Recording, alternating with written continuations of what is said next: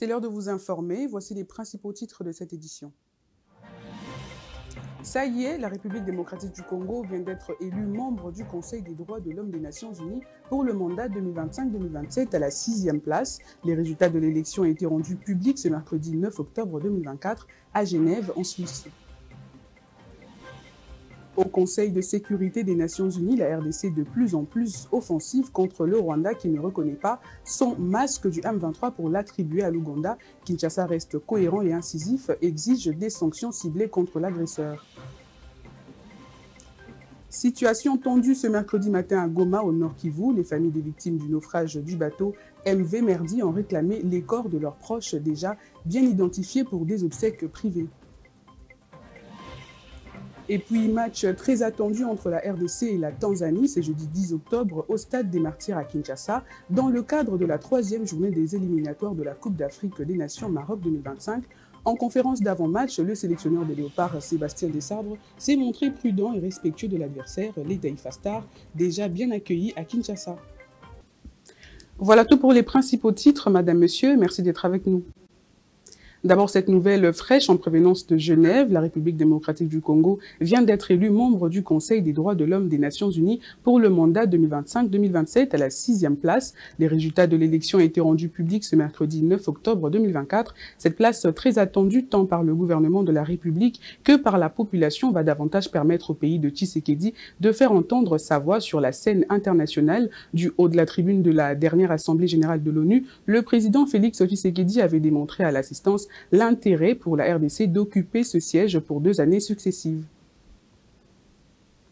Alors que les discussions sur la situation dans l'Est de la RDC se poursuivent au Conseil de sécurité des Nations Unies, le Rwanda continue de nier son soutien aux terroristes du M23 en attribuant ce rôle à l'Ouganda. La RDC, de son côté, reste offensive avec des preuves à l'appui contre l'agresseur, en exigeant cette fois-ci des sanctions ciblées à l'endroit de quelques sujets rwandais. Suivez la ministre des Affaires étrangères lors de cette réunion.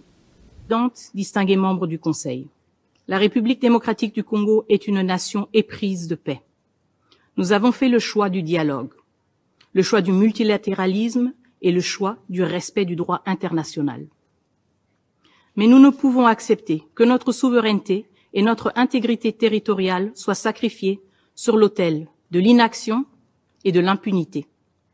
Nous appelons ce Conseil à prendre de mesures fermes en imposant des sanctions ciblées contre les individus rwandais au sommet de la chaîne de commandement impliqués dans le soutien au M23. Les rapports que nous avons tous sous les yeux mettent en lumière leur rôle direct dans les attaques contre le territoire congolais, y compris sur des camps de déplacés internes et leur coordination avec des groupes armés. Nous demandons donc que ces sanctions incluent des interdictions de voyage, des gels d'avoirs et des mesures économiques, afin de mettre un terme à cette ingérence déstabilisatrice qui menace la paix et la sécurité régionale. Le Conseil de sécurité doit réaffirmer avec force les principes fondamentaux qui constituent le socle de notre patrimoine du multilatéralisme: la justice, la redevabilité et la paix. Madame la Présidente, la situation sur le terrain est alarmante et les chiffres du désastre humanitaire dans l'Est de mon pays sont accablants. Près de 7 millions de Congolais sont actuellement déplacés, vivant dans des conditions de dénuement total, faisant de la RDC le pays avec la plus grande population de déplacés internes au monde. Le rapport de votre groupe d'experts confirme la présence de plus de 4000 soldats des forces de défense rwandaises sur le sol congolais, dépassant les effectifs du M23. Ainsi, le Rwanda, contributeur de troupes aux Nations Unies, s'ingère impunément dans les affaires de ses voisins en violation flagrante du droit international. Intronisation d'un chef coutumier usurpateur à Rutshuru par les Rwandais du M23, le président de la République, Félix Tshisekedi, invite les autorités traditionnelles à contrer cette politique illégitime de l'agresseur. Il l'a dit lors de l'audience accordée mardi dans la soirée à Mwami Jean-Baptiste Ndézé, qui est vice-ministre de l'Intérieur en charge des affaires coutumières. Reportage. Les terroristes du M23 imposent le chaos, violant ainsi toutes les règles coutumières. C'est ces sujets contenus dans un rapport qui a été au cœur de l'audience que le président de la République Félix-Antoine Tshisekedi Tshilombo a accordé ce mardi soir à la Cité de l'Union africaine au vice-ministre des Affaires coutumières. D'après Mwami Jean-Baptiste Ndézé Katourébé, le M23 vient de placer à Rutshuru un nouveau chef de chefferie en violation flagrante de toutes les règles coutumières. Il y a eu profanation de la résidence et donc du Gikari. Le Gikari, c'est la cour royale. Il y a eu profanation du bureau et c'est des faits graves qu'il me fallait dénoncer et ça a été fait au travers d'un rapport. Mais le chef de l'État voulait l'entendre de ma voix et c'est ce que je suis venu faire aujourd'hui. C'est une profanation. Ça fait 2 ans, jour pour jour, j'ai quitté Rutshuru le 22 octobre 2022. Aujourd'hui, nous sommes en octobre 2024. On se pose la question pourquoi le M23 a décidé maintenant de poser cet acte. C'est une façon de montrer qu'ils sont aux abois, qu'ils n'ont plus d'alternative et que l'autorité coutumière que je représente ici et mes 7 chefs de groupement, tous ont quitté leurs entités pour montrer leur désapprobation face à cette énième attaque du M23 qui est soutenue par le Rwanda et l'Ouganda. Un groupe de réflexion dénommé Congo Desk a à cet effet été mis en place pour mieux cogiter, travailler et peaufiner des stratégies. Nous avons décidé d'y travailler au travers de ce Congo Desk qui vient d'être mis en place, ce groupe de réflexion par rapport à ces agressions à répétition qui viennent de nos voisins. Et donc dans un premier temps, il fallait communiquer et montrer très clairement que le gouvernement est solidaire derrière le vice-ministre que je représente ici et que le soi-disant chef coutumier qu'on a placé à Rutshuru est un chef de pacotille qui ne sait plus comment se comporter. Et donc, le Rwanda et l'Ouganda se trouvent coincés du fait qu'aucune autorité coutumière n'est derrière eux pour leurs macabres besognes qu'ils sont en train de réaliser dans les chefferies du Bouicha et de Massissi et d'ailleurs. Des stratégies qui vont trouver appui sur le vouloir vivre ensemble qui caractérise encore et toujours le peuple congolais. Gestion des recettes et dépenses publiques, le mois de septembre s'est clôturé avec un solde positif selon la réunion de la Troïka politique tenue mardi 8 octobre à Kinshasa sous la houlette du ministre des Finances. Ne voulant pas perturber les dépenses liées à l'investissement, la Troïka dit avoir tablé sur l'examen de la soutenabilité budgétaire des paies des agents et fonctionnaires de l'État. Suivez le compte-rendu de cette réunion. On a également passé en revue la situation des finances publiques et là-dessus on a constaté que le mois de septembre a été clôturé avec un solde positif. Ça veut dire que les recettes ont été plus fortes que les dépenses. Et à côté de ça, on a examiné la situation de la paye. Là-dessus, vous savez, il y a eu plusieurs négociations entre le gouvernement et les banques syndicaux. Ça fait que l'enveloppe de la paye a été augmentée. Alors, c'est là, les autorités de la Troïka politique se sont attachées à regarder la soutenabilité budgétaire de la paye. Parce que vous savez, d'après les normes internationalement admises, l'enveloppe salariale ne doit pas dépasser 35% des recettes totales. Et là, avec les augmentations qu'il y a eu, alors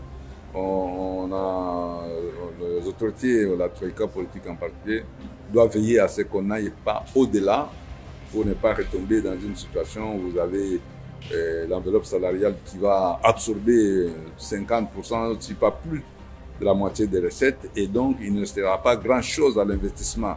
Alors que l'économie, la croissance doit être soutenue par les investissements, et l'investissement public constitue une part importante de l'ensemble de l'investissement. Et ensuite, on a également passé en revue quelques pressions importantes en ce qui concerne l'appui budgétaire attendu de la Banque mondiale. Vous savez, le gouvernement est en discussion avec la Banque mondiale pour un appui budgétaire d'$1 milliard à décaisser en 2 tranches, dont une première tranche de 500 millions d'ici la fin du mois de décembre. L'Assemblée provinciale de Kinshasa a tenu sa toute première plénière de la session ordinaire de septembre, mardi 8 et mercredi 9 octobre 2024. Une plénière marquée par l'examen et l'approbation du projet de calendrier des matières de session, sans oublier le projet de résolution portant constitution de la commission spéciale et temporaire chargée de l'exploitation approfondie des rapports des vacances parlementaires. Rebecca Kalonda et Patrick Kabeya pour le compte-rendu. Après un débat consécutif mardi 8 et mercredi 9 octobre, le projet de calendrier de la session de septembre a été adopté à l'unanimité par le 26 députés provinciaux présents dans la salle moyennant quelques amendements. Relatif à l'examen et l'approbation du projet de calendrier des matières de la session ordinaire de septembre 2024. Toutefois, je tiens à vous rappeler que ce projet de calendrier des matières adopté par la conférence des présidents en sa réunion du 18 septembre 2024 reste totalement ouvert à l'inscription de nouvelles matières. Le calendrier n'est pas scellé, le calendrier est ouvert et vous pouvez l'enrichir à tout moment. Dans la suite, une commission spéciale a été mise en place pour la rédaction d'un rapport général résumant les principales difficultés et préoccupations soulevées par les députés dans leur rapport des vacances parlementaires, tout en sélectionnant les recommandations prioritaires jugées urgentes, visant à améliorer les conditions de vie des habitants de la ville de Kinshasa. En attendant, le président du bureau de l'Assemblée provinciale de Kinshasa a recommandé aux élus de se mettre au travail dès maintenant. Honorables députés, nous demandons à tout le monde de travailler. Travaillons, parce que à la fin de cette mandature, nous devons donner aux Kinoises et Kinois qui nous ont élus un bon travail. Cela étant, nous avons épuisé la matière suspendue d'hier. Le point inscrit à l'ordre du jour de cette plénière, la continuation étant épuisé, la séance plénière est levée. Au sujet des propositions d'édicts déposées par les députés provinciaux, tout a examiné lors d'une séance à huis clos composée uniquement des membres du bureau. Plus que 72 heures, tel est l'ultimatum de l'hôtel de ville de Kinshasa au bourgmestre lors d'une réunion tenue mercredi à Kinshasa. Ils devront chacun déposer sur la table du gouverneur un rapport et un plan opérationnel de gestion bien élaboré. Il s'agit d'une feuille de route devant servir sur terrain face aux défis d'assainissement et sécuritaire. Ebenezer Bwanga. Il faudrait qu'il y ait un plan opérationnel de gestion Balimandi. Cette décision s'inscrit dans le cadre des mesures visant à créer des décharges intermédiaires reparties de la manière suivante: 3 pour les petites municipalités, 5 pour les moyennes et 10 pour les grandes municipalités. Les déchets collectés seront transférés vers le décharge final installé en Ntele, Maluku, Mongafula, Ngelima, dans l'attente de la réouverture du centre d'enfouissement de Mpassa, fermé depuis 8 mois.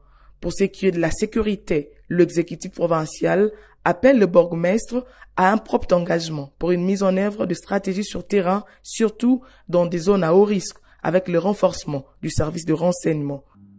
Il faut qu'il y ait cette énergie-là. Il faut travailler, il faut réfléchir, il faut éviter l'immobilisme, il faudra faire des propositions, il faudra qu'il y ait des actions.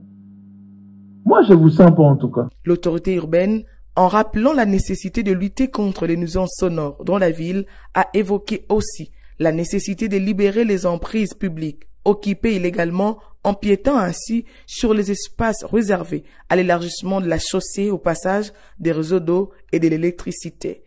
Et pire encore, ça s'observe même autour des écoles. Le chef de l'État a été catégorique sur la question.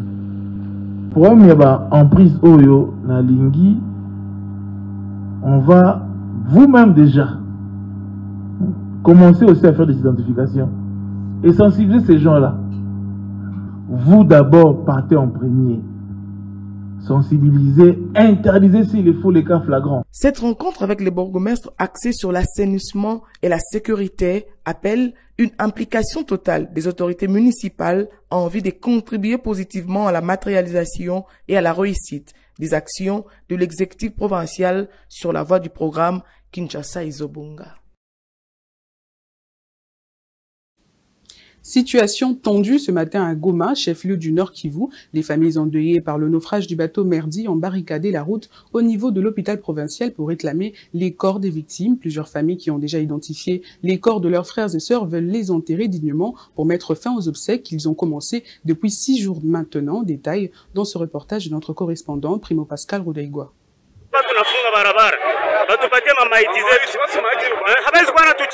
Les familles des victimes du naufrage du bateau MV Merdi se sont retrouvées ce mercredi matin à la morgue de l'hôpital provincial de Goma où ils ont barricadé la route. Ils sont venus réclamer les corps des membres de leur famille pour les enterrer à Goma et à Minova selon leur choix. Un manifestant qui a requis l'anonymat s'exprime. Nous, familles des victimes qui ont perdu leur vie dans le bateau Merdi, réclamons les corps de nos frères et sœurs. Le gouvernement ne doit pas nous distraire. C'est pourquoi nous barricadons la route au niveau de l'hôpital général. Nous réclamons les corps de nos défunts. Nous réclamons ces corps. S'ils veulent aussi nous tuer, qu'ils le fassent. Le gouvernement ne doit plus continuer à blaguer avec nous. Ces corps ne leur appartiennent pas. Qu'ils nous les remettent, s'il vous plaît. Pour calmer les manifestants, le médecin directeur de l'hôpital provincial de Goma a reçu leur délégation pour rassurer que les familles qui ont déjà identifié les corps de leurs membres de famille vont les récupérer les heures qui suivent selon le programme qui sera fixé par les gouverneurs du Nord et du Sud Kivu.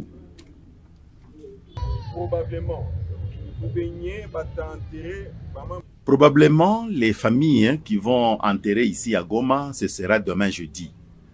Pour ceux de Minova, nous attendons la confirmation du programme par le gouverneur du Sud Kivu. Qu'il s'agisse du Nord ou du Sud Kivu, aucun enterrement n'est prévu pour aujourd'hui mercredi. Au niveau de la morgue provinciale ici à Goma, nous avons 31 corps. Parmi ces corps, il y a ceux-là qui sont déjà identifiés. Ils seront remis à leur famille. Les autres non identifiés vont attendre.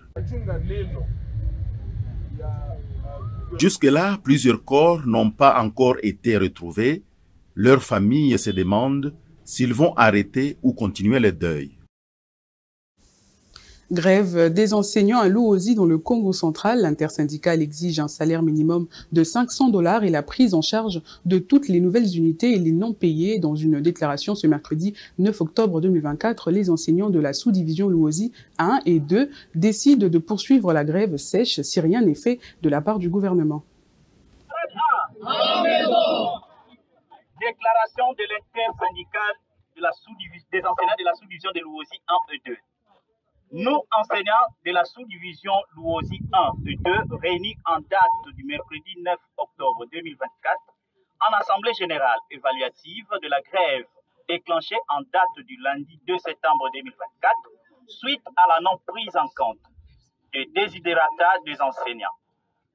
Après évaluation de la situation générale, les enseignants décident de poursuivre la grève sèche et que les parents gardent toujours leurs enfants à la maison jusqu'à ce que le gouvernement trouve solution au problème de l'enseignant, à savoir payer les $500 ou jamais. Payer également les nouvelles unités et les NP. Pour l'intersyndicale de la sous-division de Luozi 1 et 2, le rapporteur Fingulu Bunzimbo fait à Luozi le 9 octobre 2024.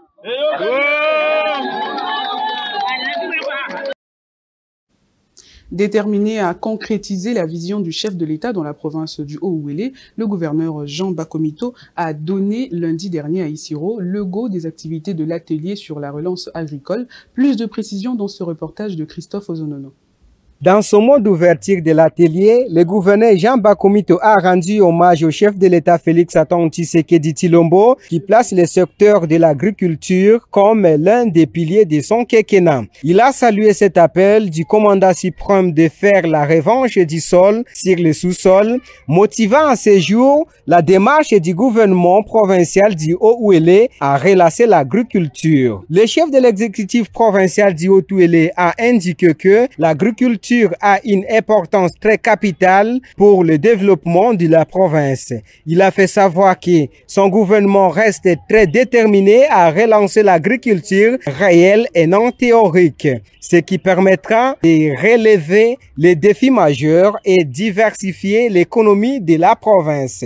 Étant une province minière, Jean Bakomito a émis le vœu de voir à côté de l'or jaune, l'or vert afin de permettre à ces deux secteurs de booster l'économie du Haut-Ouélé. Aujourd'hui, nous ne dépendons que des activités minières. Nous voulons absolument que demain, nous puissions avoir une économie diversifiée et ça ne peut passer que par la relance de l'agriculture. Comme à l'époque, le Haut-Ouélé était vraiment la capitale de l'or vert. Aujourd'hui, nous nous lançons dans la relance réelle de l'agriculture. Il faut préciser que les actions clés des programmes du gouvernement provincial sur la relance agricole sont entre autres l'identification des sites et encadrement des planteurs, le recrutement et formation de vulgarisateurs agricoles, l'établissement des pépinières, la distribution des platules, les plantations des centres de collecte, la commercialisation et l'exportation des produits marchands.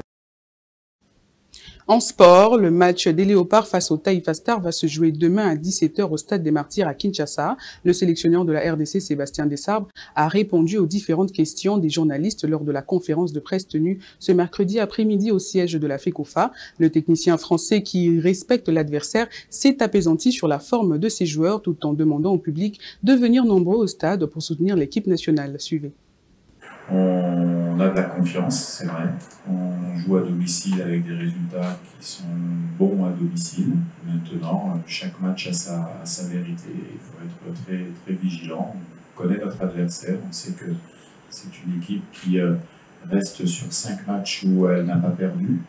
Elle prend très peu de buts. Elle s'est imposée en Guinée. C'est un bel adversaire. Donc, il nous faudra être bon demain pour remporter le match. Si Chancel Bemba est sélectionné, c'est qu'il est apte à jouer, bien sûr, sinon il serait au même titre que d'autres joueurs pas dans la liste pour indisponibilité. Chancel a fait de très bonnes séances depuis qu'il est arrivé. Il y a un programme athlétique, bien sûr. Donc, tous les joueurs sont opérationnels sur le secteur défensif. On a le choix, parce qu'il y a de la concurrence. On le voit aussi avec des joueurs comme Peter Kyozo, qui nous poursuit depuis quelques temps maintenant, presque plus d'1 an. On voit beaucoup de ces matchs et on a décidé de sélectionner sur ce regroupement. Oui, il est au... On parlait du secteur défensif, mais on parle du secteur offensif aussi. On a la chance d'avoir, vous avez cité Benza, vous aurez pu citer Fiston Mayele également sur cette position.